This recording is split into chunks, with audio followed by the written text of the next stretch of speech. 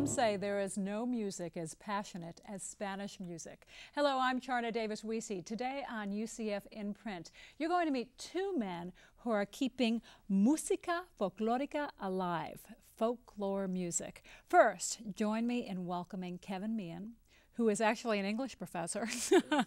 But for all intents and purposes today, we are talking Cuban music, the most unbelievable music that's been around forever. Yep. And you are really bringing this to us in a way that is making it very easy and accessible. A little later, we're going to meet Jorge, your compadre as well. You know, when you think of Cuban folklore music, everyone's thinking, well, I don't know that. That's not something I'm familiar with. But Guantanamera, which is probably the most famous, everybody knows that. They probably don't think of as Cuban folk music. No, and I think that the people think of Buena Vista Social Club and they think of salsa, they think of reggaeton. Yes, now reggaeton, but they think of big bands with a lot of instruments and production and so on. But the roots of it, I think, are in smaller formats and smaller groups, and they go back to even to as far back as the 18th century.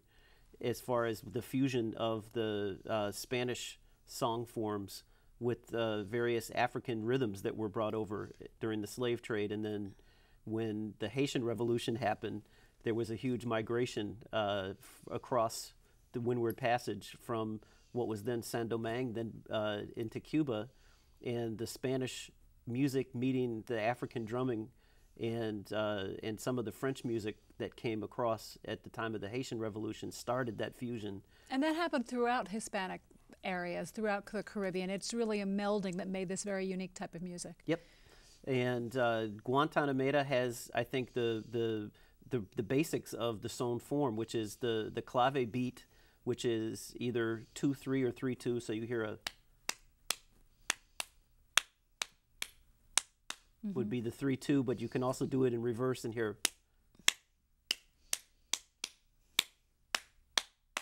And a very basic chord pattern, and of course the immortal lyrics from Jose Marti. The words, too, very typical of Cuban folklore. They're not only love songs. They're also songs about the land and the pride and their home and things that are very, very important to people of Spanish heritage, family. Yep. You know, the words in it, I'm a man of the land, and once before I die, this is my wish, to be with the poor people. Yep. And that's probably a lot of the Cuban folklore music as well. I agree, and I think my point of entry into it as a literature professor is that I teach Caribbean literature, and I teach the poetry of Nicolas Guillen, who is the national poet from the 20th century in Cuba. And Guillen became famous in the early 1930s for something called Motivos de Son. That was the title of his first book. And he actually created a genre of poetry based on the son. And Motivos de Son means son motifs. And then that was a whole book of son poetry.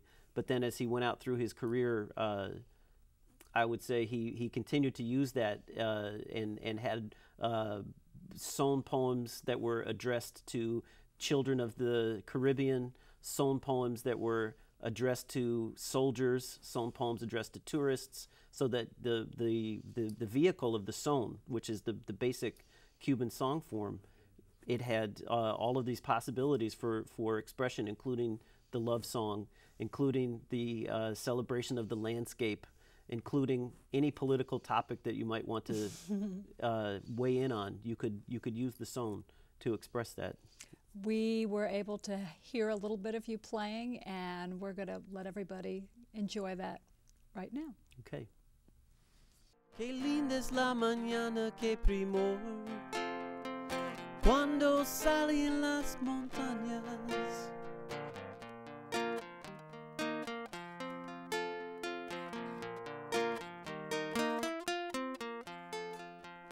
En esta hermosa campiña, alborado la ilumina y resplandecen los montes, alumbrado por el sol. Que dulce el trino el sinsonte y alegre canta el zorzal. el follaje de esmeralda, allí por el manigual. Qué linda la mañana que primó, cuando salí las montañas.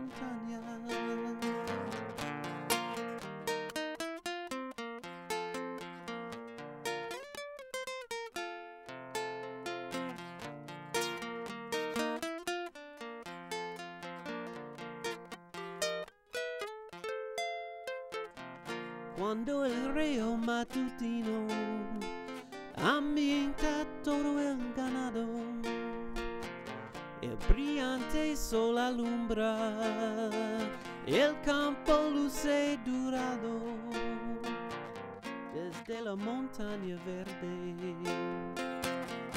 se admira el río y los montes sonreídos. En la arboleda se pierde, qué linda la mañana que primó, cuando salen las montañas, y qué linda es la alborada, por los rayitos del sol.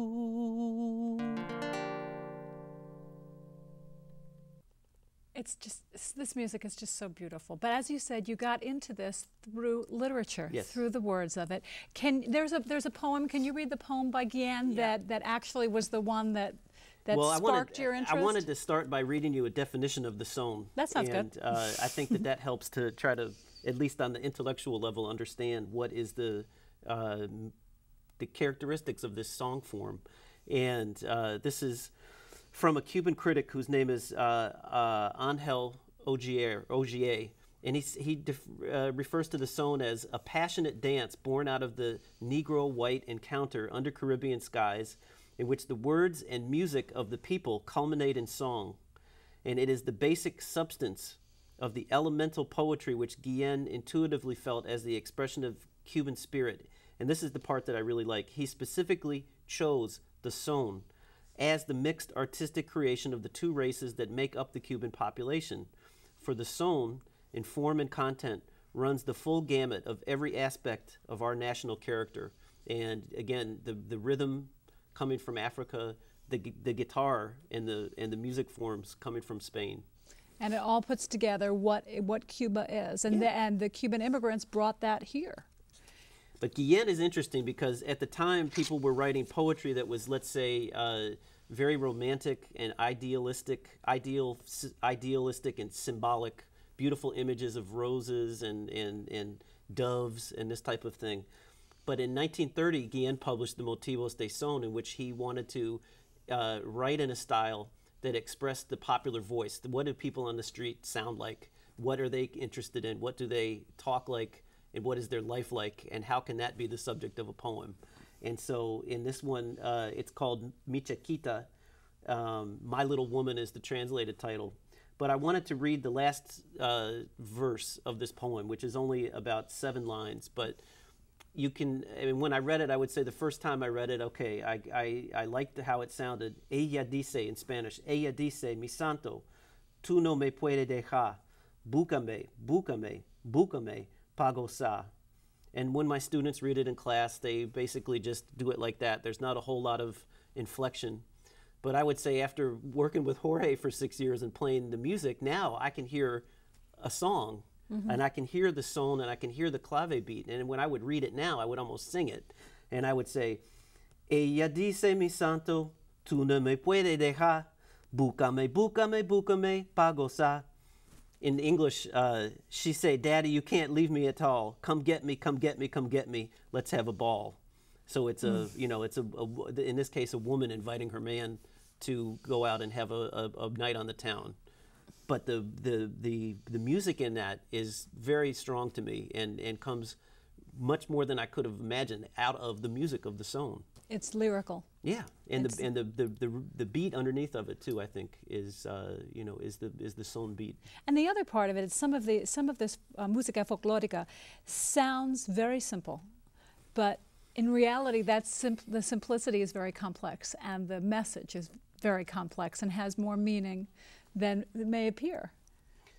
Yes, yes, I agree. Well, they're always are speaking in metaphors, in almost. metaphors and code, and you know, Jorge will break some of those down for you. He's really the master of the lyric that has a double meaning to it.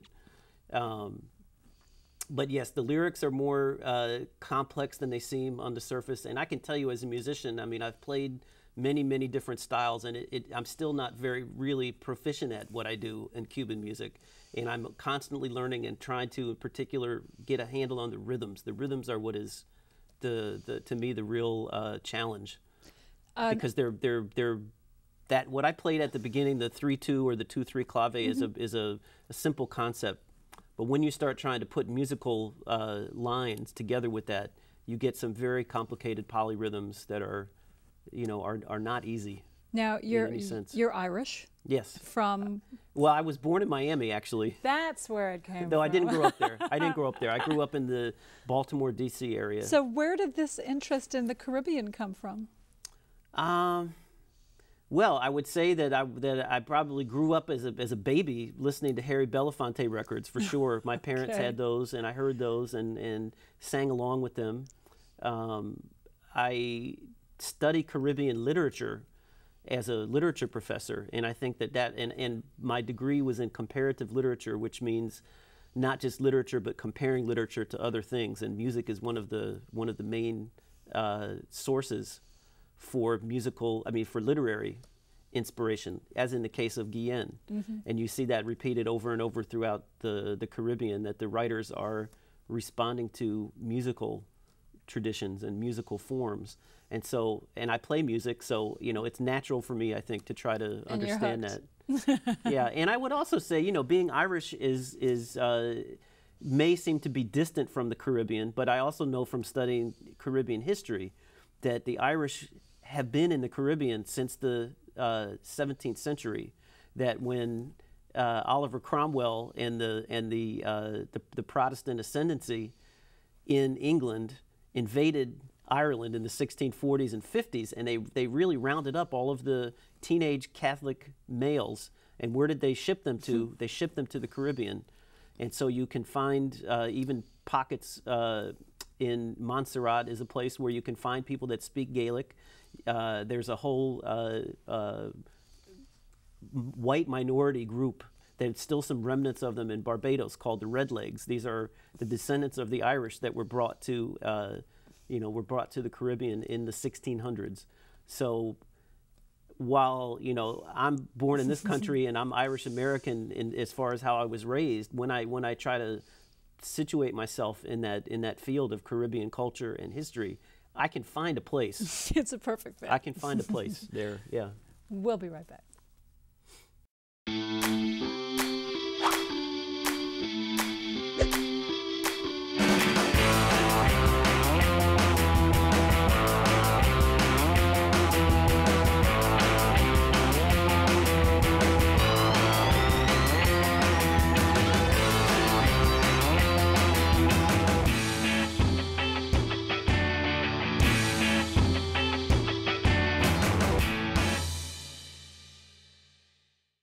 We're back. We're talking with Kevin Meehan, and we're talking about Cuban folklore, música folclórica, folklore music of Cuba. Yeah. Now, your compadre, your other half in this, Jorge, Milanes, right? I got it right? Yeah. How did you guys find each other? Jorge is married to one of my colleagues in the English department, Cecilia Rodriguez Milanes, and she came to UCF in 1999. And I helped recruit her, and we struck up a more than a collegial relationship, but a friendship very quickly. And so I was meeting Jorge and talking to Jorge very quickly. And I would say probably within 6 months of meeting each other, we began talking music. And where we really connected was on the film Buena Vista Social Club, and another one which is less well known, which is called Cachao. Su ritmo no hay dos, como su ritmo no hay dos, which is also a documentary in the vein of Buena Vista Social Club, but a few years earlier produced by Andy Garcia and featuring Cachao, who is a bassist and I mean an amazing prolific artist. So those two films we watched together and started talking about it, and eventually it came down to a song, one song called El Carretero, or The Cart Driver, that is performed by Eliares Ochoa in Buena Vista Social Club. But then Jorge is a great historian of Cuban music and had earlier versions. So who wrote El Carretero? And we eventually got to Guillermo Portabales, who is the man that brought son from really raw folklore into a more polished version. It was called parlor son, parlor son, and so we loved Portabales' version. That was the thing that really we connected on. And Jorge said, "I love this song so much." I said, "Do you think you can sing it? If you think you can sing it, I'll try to learn the part and on the guitar."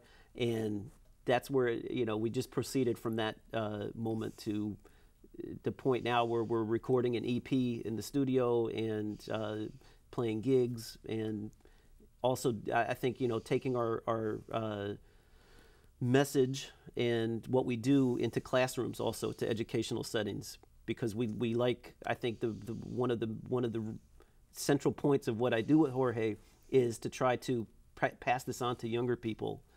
To keep it alive. Yes, and that's the point of folklore and música folclórica, is to pass on a tradition and keep it alive.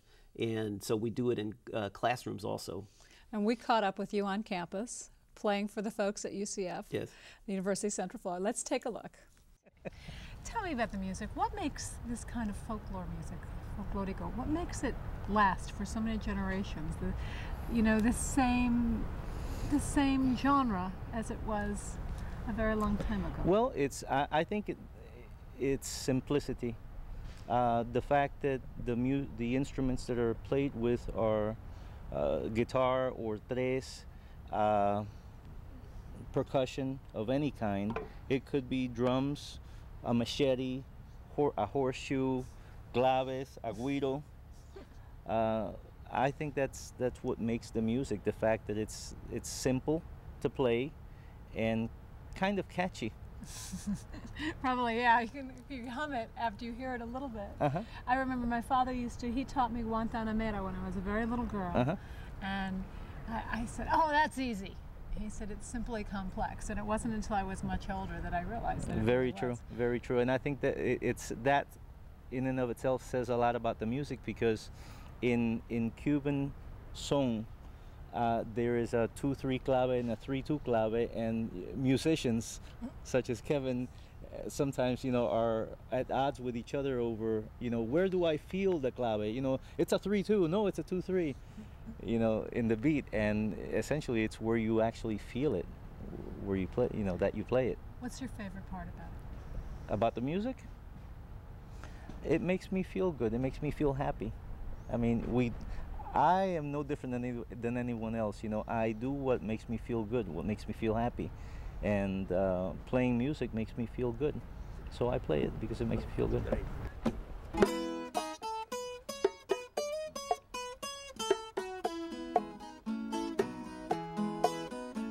No sé lo que tiene el aire de la sabana que en la mañana es murmurado.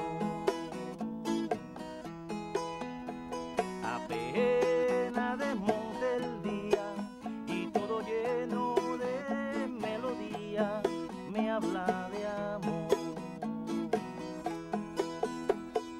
Alegre se oye lejos de mi guitarra, guitarra que es un tesoro, porque celosa desgrana el oro de esta canción. Junto al palmar del bajío yo tengo un bujío cubierto de flores para la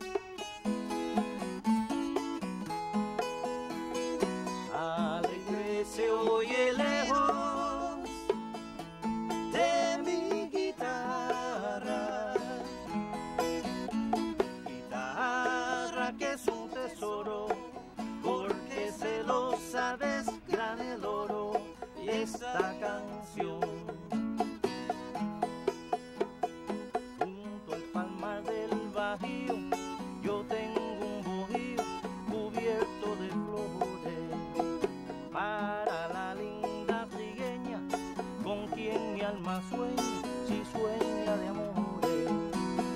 Quiero platicar contigo debajo del cocotero, para que tú veas, linda guajira mía, como te quiero yo. Para que tú veas, linda negrita mía, como te adoro yo.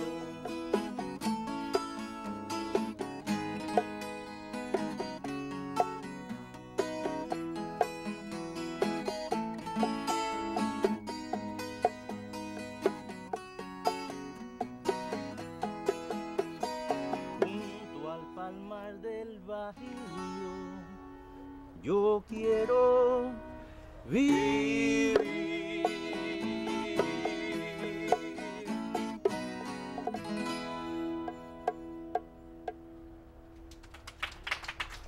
All right.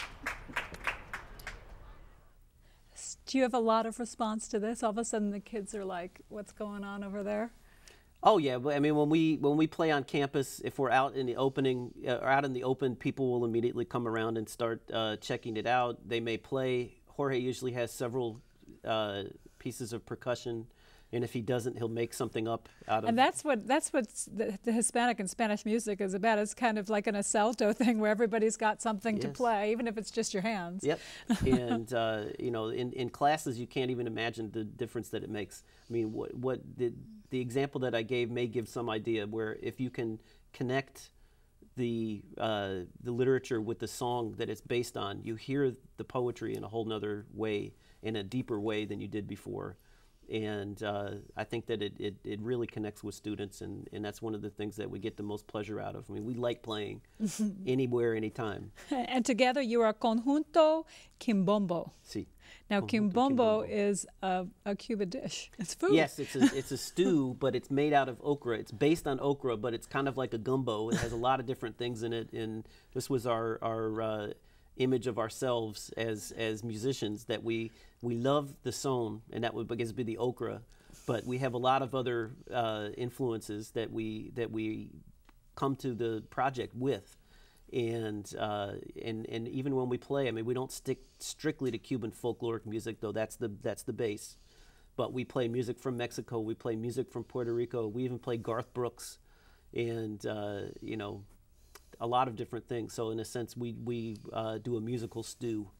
And you also have a website. Yes, like any And a blog. any aspiring band has a MySpace page, and so you can find out about Conjunto Quimbombo at MySpace, www.myspace.com/100-101-469.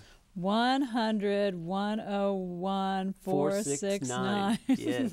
And when I went on it, I've noticed you've got some fans from all over the place. They're Oh, yeah. really enjoying your music. Well, that's the beauty of MySpace. MySpace, you do meet people from around the world that share the interest that you do.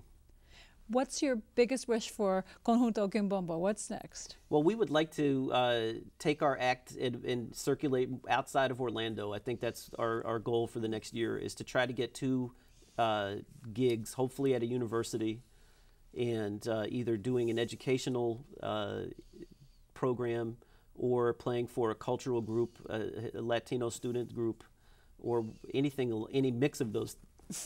Any mix of those, but we want to try to get out beyond Orlando. I'm sure in the that's going to next year. happen. Kevin Meehan, thank you so much for Thank joining you. us and telling us all about Conjunto Quimbombo and Música Folklórico. My pleasure. Thanks so much. My name is Charna Davis-Wiese. This is UCF in Print. Join us again next time. Thanks for watching.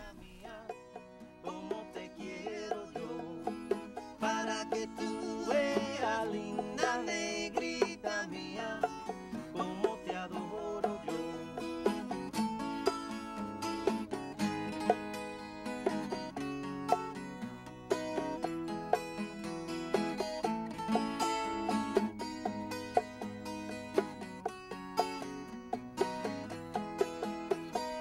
Junto al palmar del Bajío, yo quiero vivir.